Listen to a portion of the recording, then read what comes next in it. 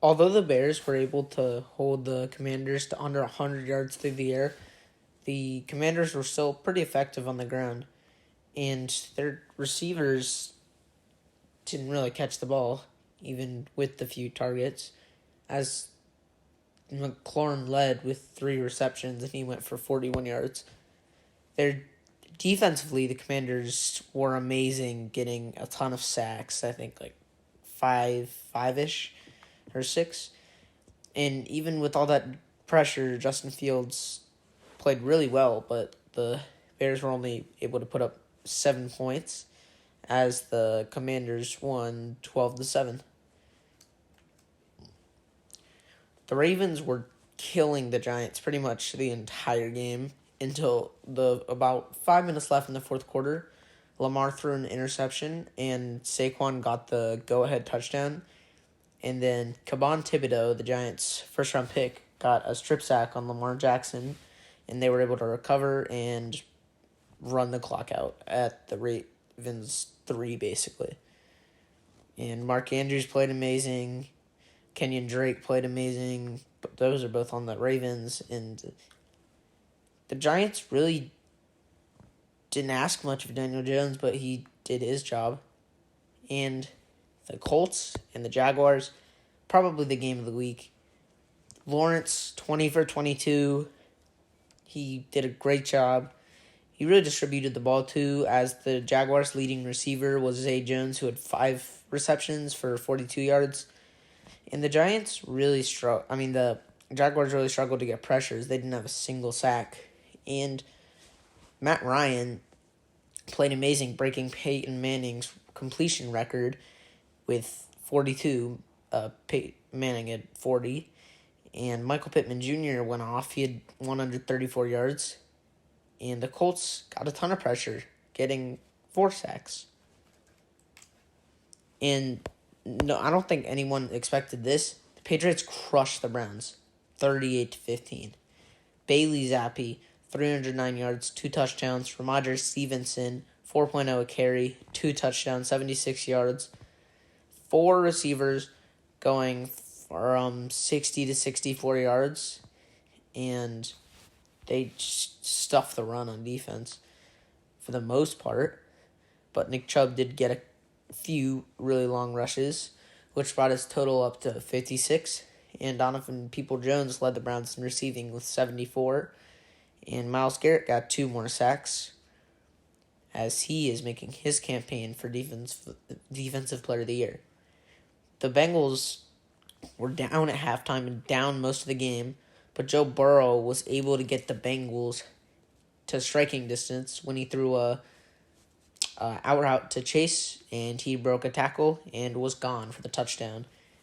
And then the Saints, that didn't leave the Saints with very much time, pretty much threw up a prayer on might have been pass interference on the Bengals, but the refs didn't call it. Pretty iffy.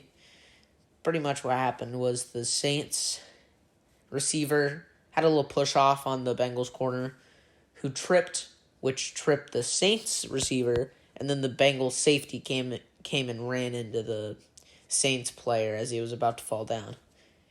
And Burrow had 300 yards, 3 touchdowns, no picks. Mixon, 5.6 carry, 45 yards. Chase, 2 touchdowns, 132 yards through the air. Boyd was really good. Higgins was really good.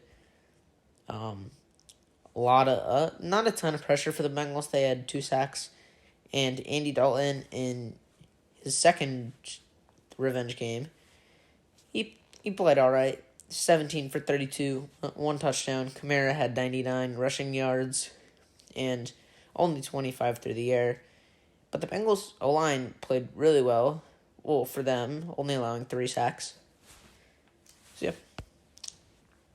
And the Steelers shockingly managed to beat the Buccaneers. I said this to my friend earlier in the year. I thought Mitch Trubisky gave the Steelers a better chance to win than Pickett. But why start Trubisky? You're not going to make the playoffs. Well, they're sitting here at 2-4 now, with Pickett going 11 for 18 and getting injured about halfway through the game. And then Trubisky taking over, going 9 for 12, 144 yards, and a touchdown in 2 clutch game-winning, and game-sealing drives. And Najee Harris still struggles to find room behind that awful Steelers offensive line. But they did not allow many sacks, which was mostly Trubisky playing really well, but still, Brady played good. I don't know. He went 25 for 40, made a lot of good passes, but just really collapsed in that game, failing to score a lot of points. And the Falcons somehow managed to destroy the 49ers 28-14. Jimmy Garoppolo really struggled. He threw 2 picks, 29 for 41. Receiving-wise, Ayuk and Kittle had 8 receptions, 83 yards, but Ayuk had 2 touchdowns. And Falcons just really relied on the rushing attack. Mariota going 13 for 14, 2 touchdowns, and Mariota also had 6 carries for 50 yards and a touchdown on the ground. Caleb Huntley, 16 carries.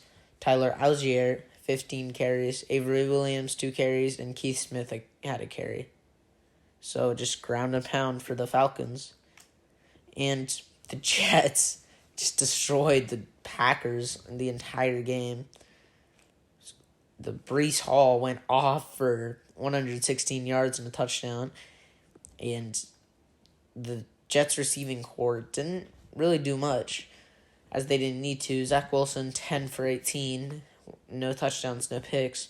Rodgers really struggled, 26 for 41, 246 yards, and only a touchdown. Versus the Jets defense that's playing amazing, and Sauce Gardner was a part of it, as after the game he put on a Packers cheesehead, which Lazard knocked off a few minutes later. But that was really fun to see.